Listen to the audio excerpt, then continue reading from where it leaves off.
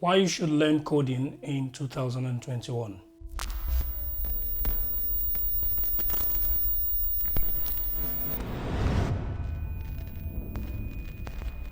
Hello guys, welcome to my YouTube channel. My name is Festus and I make videos that are tech related, especially in the software world, for students who are still chasing the tech degree or for people who are thinking of putting into tech.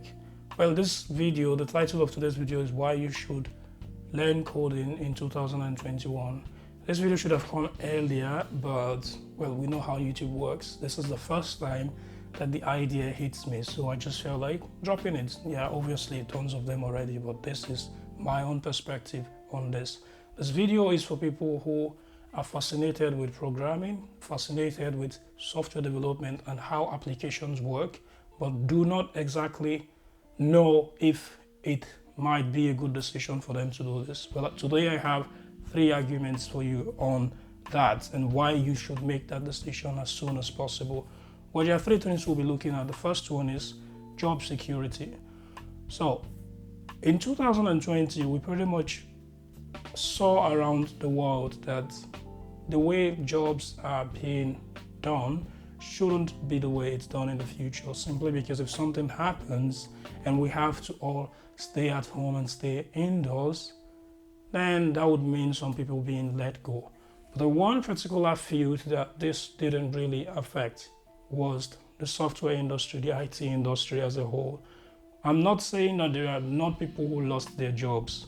The only thing I'm saying is that if you lose your job, it is pretty easy for you to get it back because there are a lot of IT companies that have projects that needs to run regardless of what happens. There are people who have projects like transport companies, and even during the pandemic, transportation was still something.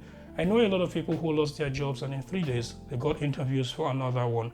So this is one of the reasons why you might want to be a software developer in 2021. Another thing is, if you are a freelancer, getting projects to do shouldn't even be a problem because we noticed that in 2021, most businesses from small to medium to large they actually got to understand that the future of business is online. The future of business continuity and putting your business out there is the internet. Any business that is not on the internet pretty much has no future. So there were lots of people working on their social media marketing. Restaurants that could not open were working on websites where people could order. So even freelancers had more opportunities this year than it could have ever been, in 2020. So should you learn how to code in 2021? Well, I don't think there's any other decision you might have made in your life that is better than this one. So moving on to point 2. Point 2 is flexibility in terms of geographical location. So again, 2020 has it rocked the world and shook the world in a way that no one ever expected.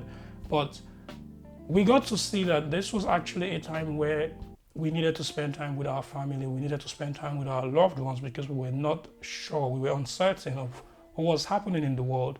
So love was pretty much the one thing that held a lot of us sane and we didn't lose our minds.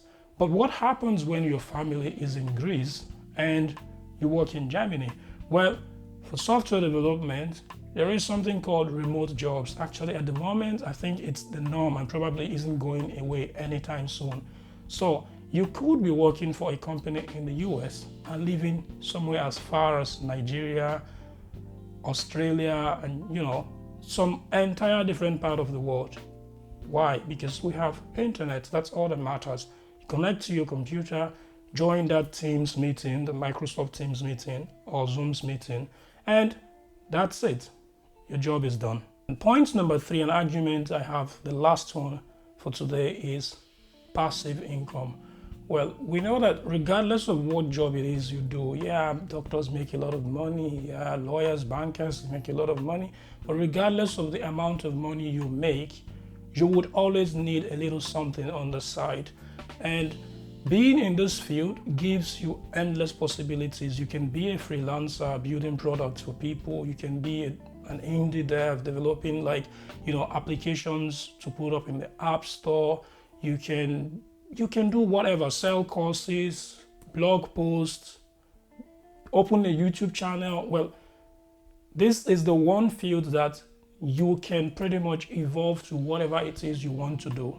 Making Udemy courses, anything. The opportunities are endless. I'm not going to sit here and start counting, because then if I do, this video will not end. But these are the three most important reasons and points why I think if you're contemplating and thinking that programming is your thing or something you love but you're not really sure, then there you have it. You wouldn't be making any decision that is better than this. This is pretty much the best decision to make this year in terms of your career.